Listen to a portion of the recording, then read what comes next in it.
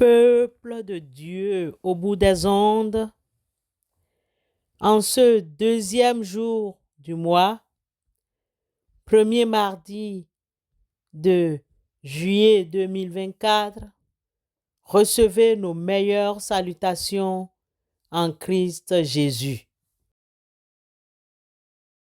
Que l'impudicité, qu'aucune espèce d'impureté et que la cupidité ne soit pas même nommée parmi vous, ainsi qu'il convient à des saints.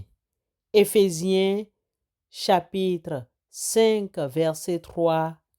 Amen.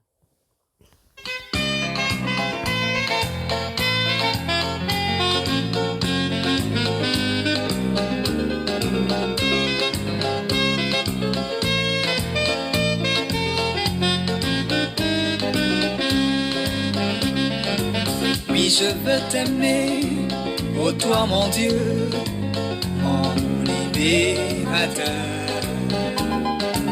Tu m'as créé, tu m'as sauvé. Oui, je veux t'aimer. Oui, je veux t'aimer, ô toi mon Dieu, mon libérateur. Tu m'as aimé, tu m'as sauvé. Oui, je veux t'aimer. Ma vie est fade, sans Dieu, sans espoir. Je ne savais où aller. Mais un jour j'apprends que Jésus est mort pour moi. Ah, je lui ai tout donné. Ma vie était fade, sans Dieu, sans espoir. Je ne savais où aller.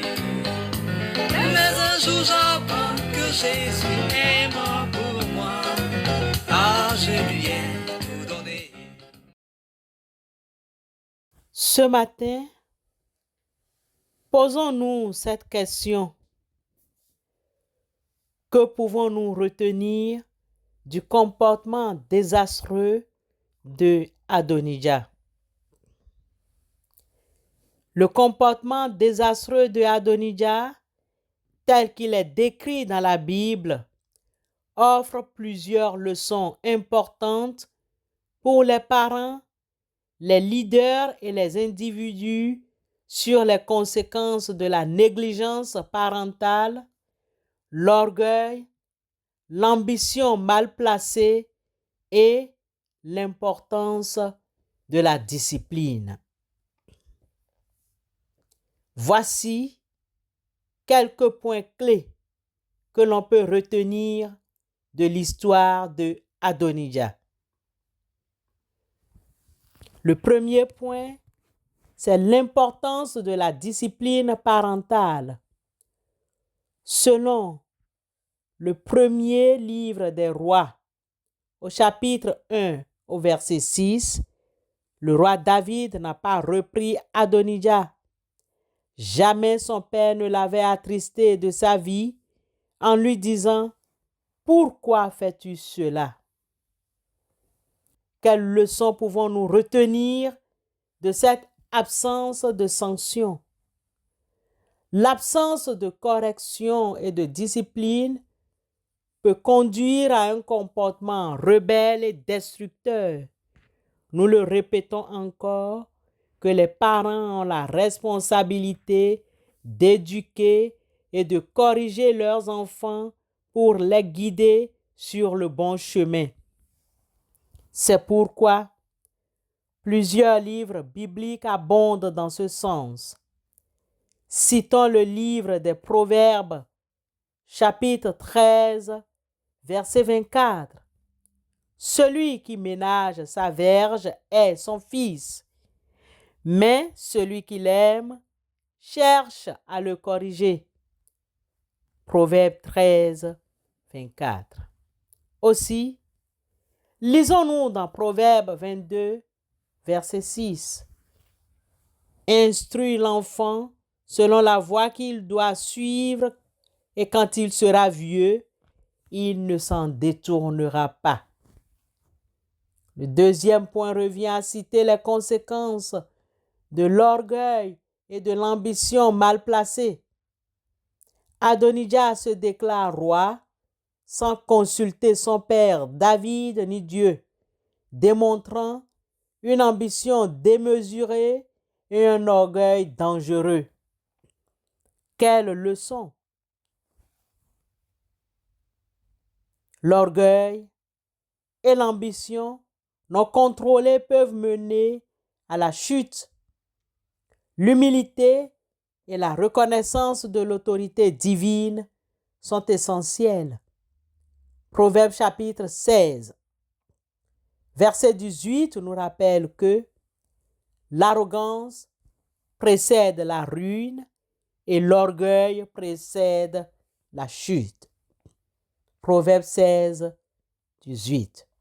De même, l'apôtre Jacques, dans son écrit au chapitre 4, verset 6, mentionne que Dieu résiste aux orgueilleux, mais il fait grâce aux humbles.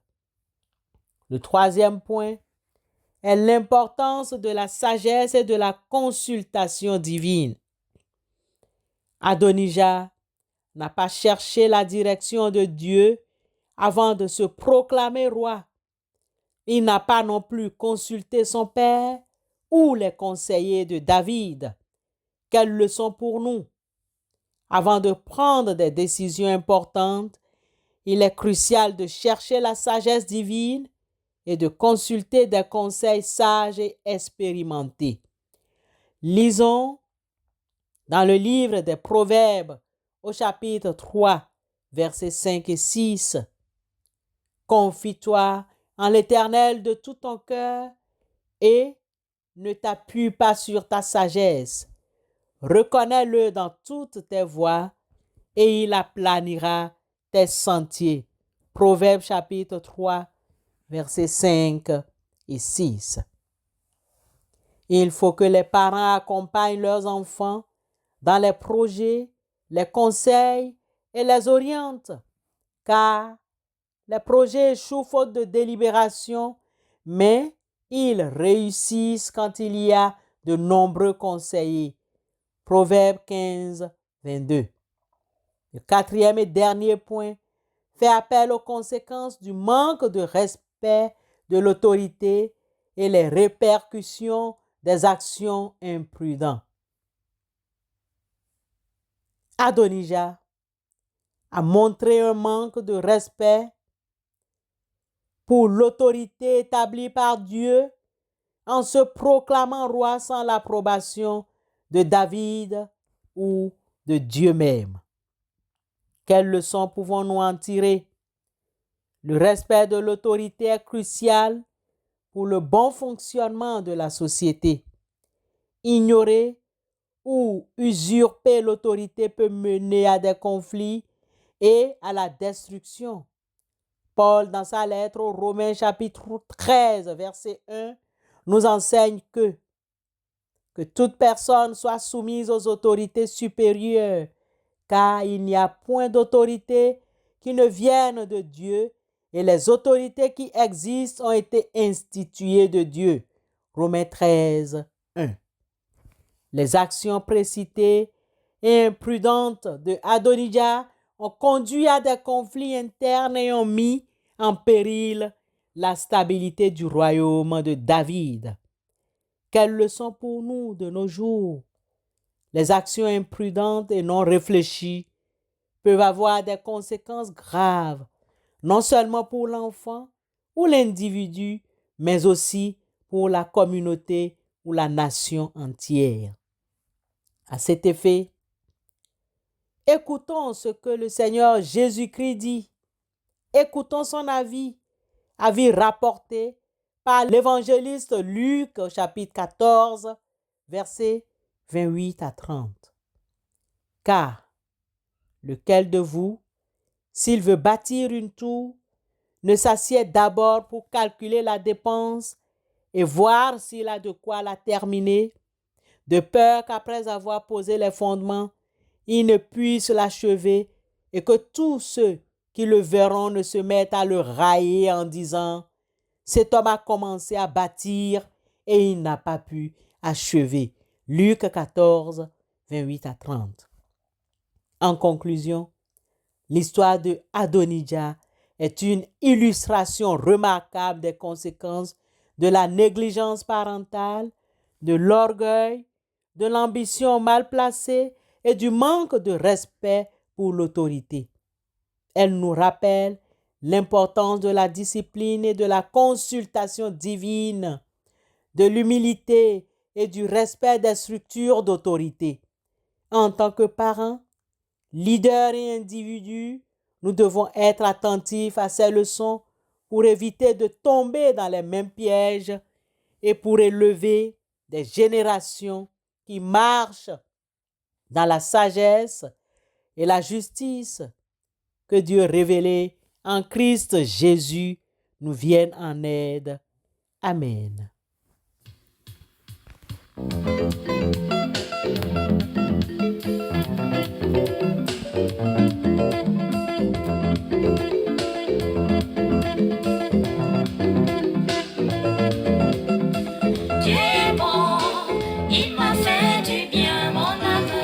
Lève-toi et loue le Seigneur. Dieu est bon, il m'a fait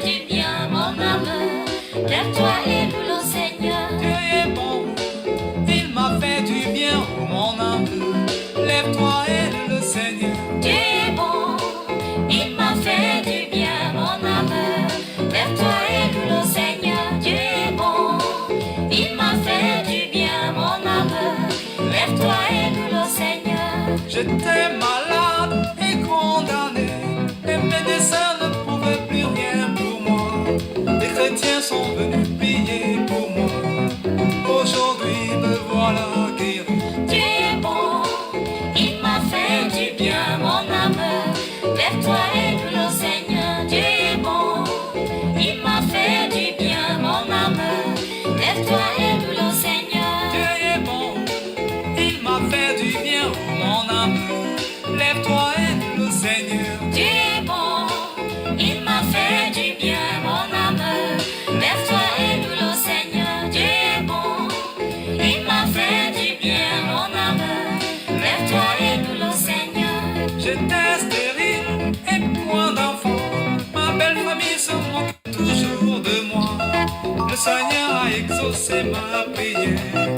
Aujourd'hui mon fils a 7 ans. Dieu est bon, il m'a fait du bien, mon âme.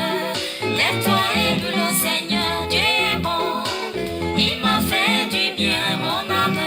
Lève-toi et loue le Seigneur.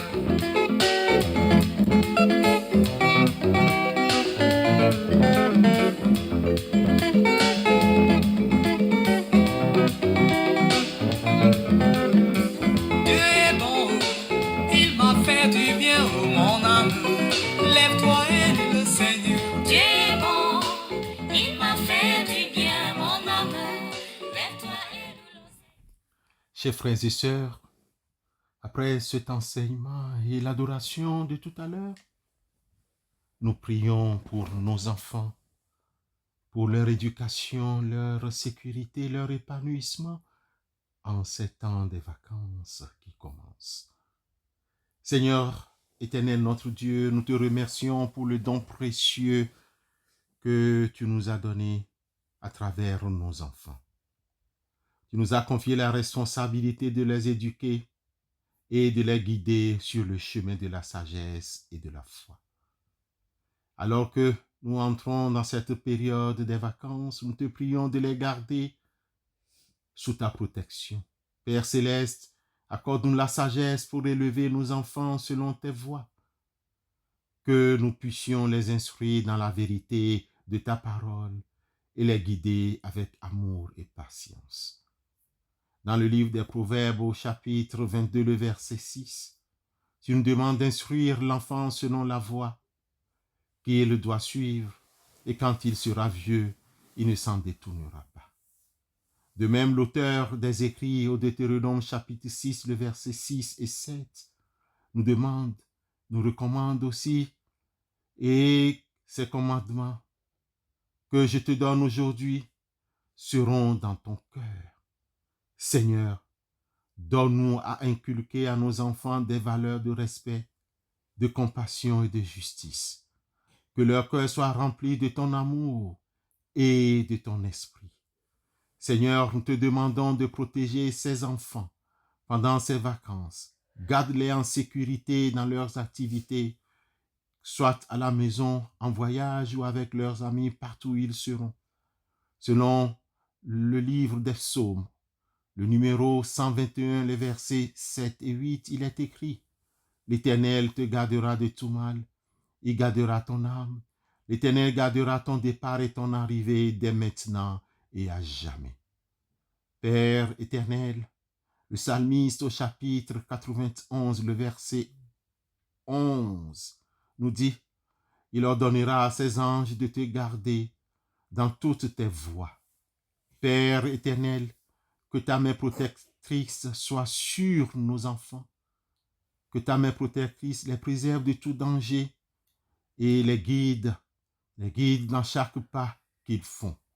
Seigneur, nous te prions pour que ces vacances soient un temps de repos et de renouveau pour nos enfants, qu'ils puissent se réjouir de ton œuvre dans la nature, découvrir de nouvelles opportunités, développer des amitiés saines, comme c'est promis chez l'évangéliste Matthieu, le chapitre 11, le verset 28. Venez à moi, vous tous qui êtes fatigués et chargés, je vous donnerai du repos.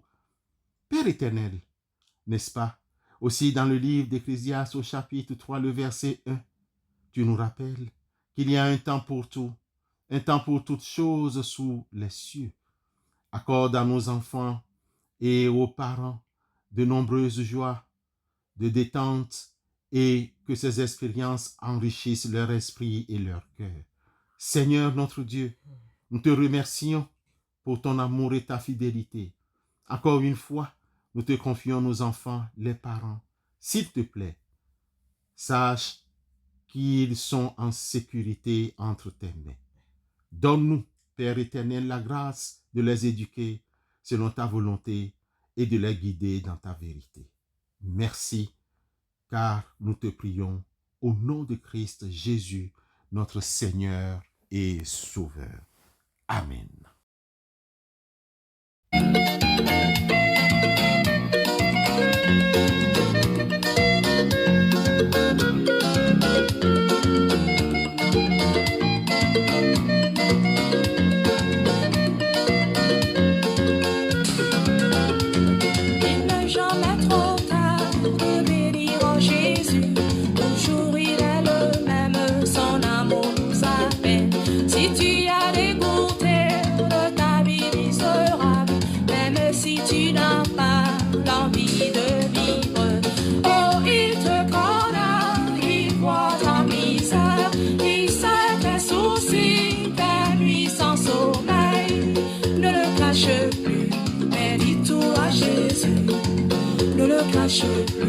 Mais dis-tout à Jésus. Oh, il te connaît, il voit ta misère, il sait tes soucis, tes nuits sans sommeil. Ne le cache plus, mais dis-tout à Jésus. Ne le cache plus, mais dis-tout à Jésus. Frères et sœurs, recevons la bénédiction de la part de notre Dieu. Seigneur, nous te remercions pour ce temps de communion avec toi et entre nous. Envoie-nous dans ce monde la force de ton esprit afin que nous puissions témoigner de ton amour et de ta vérité. Au nom de Jésus-Christ, notre Seigneur et Sauveur, éternel, notre Dieu, remplis-nous de ta paix, de ta joie, de ton amour. Amen.